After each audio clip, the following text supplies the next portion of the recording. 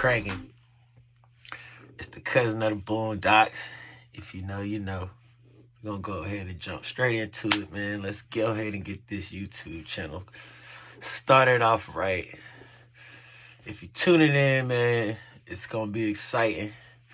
What we're going to be talking about is a lot of politics, a lot of history, and just knowledge. Not necessarily knowledge, but knowledge of things that transpire in the underworld of gang banging. Feel me? And it's also going to be some storytelling as well. I'm going to be telling things from my perspective of things that I have encountered allegedly throughout my gang banging career. Yes, I'm Crip, as you can tell. Am I active? No. I'm from a little bit of everywhere. You feel me? I was born on the East Coast. I was raised in LA and moved back around. So I'll be a little bit of everywhere. But anyway, enough about me. We're going to come with a neutral perspective. You feel me? Of course, I'm going to be speaking from the nation that I came up in.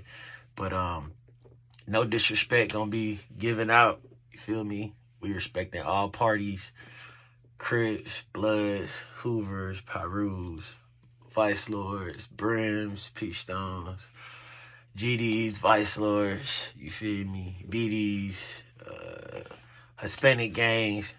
If I didn't name you, 400 Hustlers, if I didn't name you, we still showing you respect. You feel me? It's going to be no dissing on here of any sorts, of any cars or any nations. You feel me? So yeah, man. So we just going to come. Like I said, a lot of the perspective will be from my nation. You feel me? Or whatever. But we're going to go ahead and get into it. So we're going to start with a story. Right? So look, this story took place in a hood in America. We just gonna leave it at that, right? The names are not gonna be the same. I'm gonna change the names. You know, statutes of limitation, all type stuff like that. You feel me? So yeah, but anyway, so let's go ahead and get into the story. So this story takes place. This story involves a couple of different sets. I will name the sets, but I'm not going to name the individuals of any sort. So the names will not be the same. You feel me? But I mean, we're gonna talk about what allegedly took place at some time in a hood in America. All right? So look, check this out. So at the time, I am pretty young, right? Gang banging. It's around high school time. You feel me? So one day I sneak out the crib, right? It's like 3 a.m. I go over to the homie's house. You feel me? It's like a little trap house or whatever. Everybody be in there cooling at all times. Jokers pulling up, getting gas. You feel me? They gas and smoking, whatever, chilling. You feel me? Doing their thing, right? So I pull out. Of course, my parents don't know where I'm at. I'm sneaking out, you feel me? I'm at the trap house cooling with the guys, you feel me? So, we cooling. It's literally like a movie. Like a movie. So, one of the, somebody that we know, we just gonna say an associate, right? He burst in 3 o'clock in the morning. We in there playing Madden and gassing, right? He busts in this mug, right? He busting this mug bleeding. I'm talking about bleeding from head to toe. Like, he looked like he just got hit by like a truck or something like that. We don't know what's going on with buddy. Right? He fall in the house, leaking, all this, right? Fall on the couch. Everybody like, what's going on? What happened? Whoop, boom, boom, boom, boom, boom. So, right? Long story short, he says he got jumped at a party, right? He was at a party. So he said some dude jumped on him, whoop-de-whoop. He had issue with one of the dudes. The dude, homies jumped in, whatever. They jumped him, right? So that's why he all scuffed up. So then, this Negro starts talking to everybody. Everybody start, politicking. Boom, let's go over there. Let's go. Let's go back to the party, right? Now, it's like 3 in the morning. You feel me? Now, it's probably like 15 of us in the crib. You feel me? That's how deep it used to be. We in there all the time. They running, they getting money all night, right? So we all gonna say, the majority of us end up going. So I believe, if I'm not mistaken, it's about 12 of us went on the slide mission, right? 12 of us. So look, we pile up in 2 SUVs, right? So we get in the SUVs or whatever. It's probably like 5 or 6 of us in each car, right? So I don't remember the type cars or whatever, but we pile up in the SUVs. We slide. We go into where the party at, right? We make our way to the party. We get there, right? Now it's like, mind you, it's like 4 in the morning at this point, so it's 4 in the morning. We get there. The party is over with. It's done.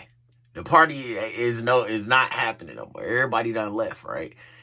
But the catch is, the dudes who jumped on the associate,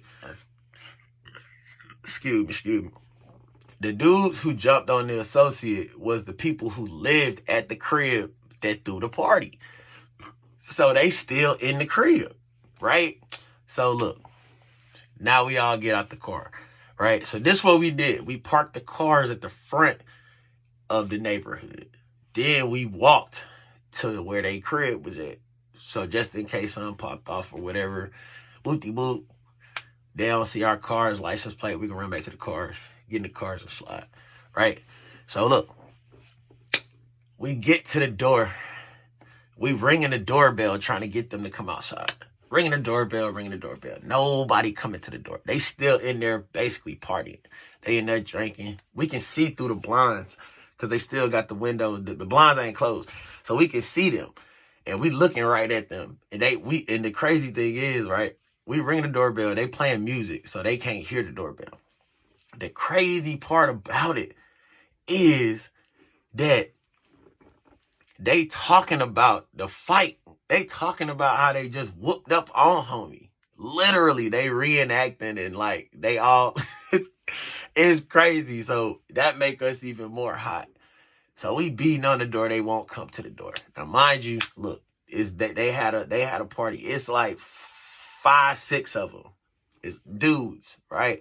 So they all got cars outside and their garage is still open. So now somebody comes up with the bright idea to say, hey, let's go ahead and go around in the garage and just open the door there. Tell them to come outside, right? So look, boom. We go around. They're not coming outside, ring the doorbell. We go around where the garage is.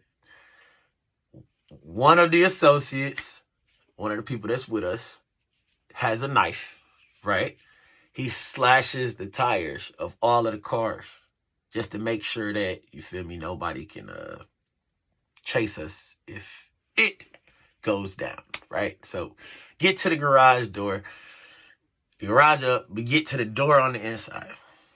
Lil homie, we just gonna call him Lil homie. Nah, he's a OG in his own right. He's one of the only homies that kept it solid in this situation. One of the few homies that kept it solid in this whole situation. You feel me? So he was young at the time, but he is a solid OG still to this day.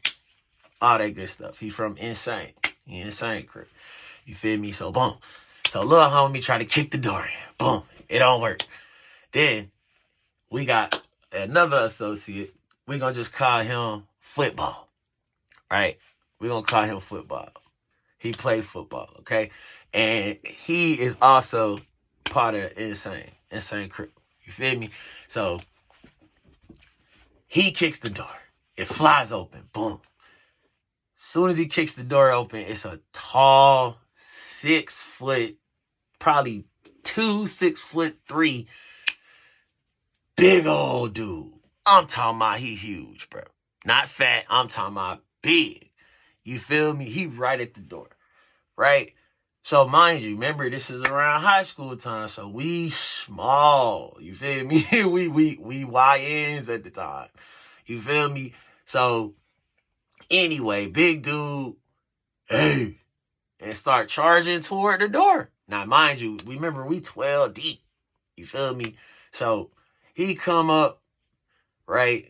Then we gonna talk. We gonna say this is another associate, right? We gonna name him Hothead, right? Hothead is one of the critical people in the story. So all right, so Hothead, you feel me? Hothead is the one that has the firearm, of course. You know, one of the couple. No, I think, was it the only firearm? I'm not sure, but Hothead has a firearm. And his name is Hothead for a reason, right? He's always on some shenanigans, and it seemed like when you be in the hood, the hotheads is always the ones that have access to things that they should not have access to, right? So of course he got the thing. So anyway, right? So Hothead steps up.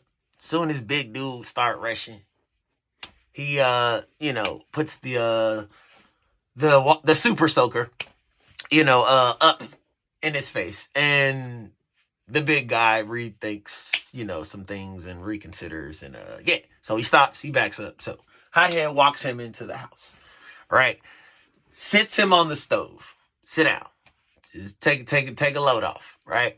So he sits him on the stove.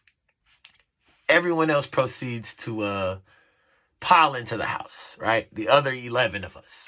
All right, we dip in. There's about, like I said, about 5 of them total. We got one sitting on the stove, so it's about 4 of them throughout the house, right? So, from the looks of things, their parents probably was out of town, or I don't think that was really I think that was their parents' stuff. But, I don't know. Not sure. Don't matter. Anyway, what ended up happening is the 4 individuals that were in there started getting what would we say? Started having a little dance competition, a little dance 360, dancing with the stars. There we go. That's what we'll go with. Yeah, we started do-si-doing and electric sliding and doing all that. You feel me? That whoop that Rico, if if you know what I mean. So yeah, so that's taking place. I end up in the bathroom, pause, with a young individual that was running away. He tried to run in the bathroom. I follow him in the bathroom. I catch him. Boom. He falls in the tub part and hits the shower curtain. Twirls. He falls in the tub. Me and another dude comes in there. He me and him both stomping, throwing some kicks, just play fighting, having some fun and all that good stuff. And then after I come out of the restroom, little homie comes downstairs with 2 pillowcases full of stuff. I don't know what's in the pillowcases, but they full of stuff. I'm talking about he looked like Santa Claus coming down there. Right? Little elf, little helper, right? So he done ransacked the whole upstairs, right? So he got 2 pillowcases full of stuff, right? We're going to find out later on what he had. But anyway, little homie gets right. Boom. He comes down. All I remember is looking out and seeing about 3 different areas of situations happening. Someone's getting whooped by on the end of the coffee table, on the end table. Somebody's getting whooped by the love seat. And then someone's getting, pistol whipped in the kitchen area.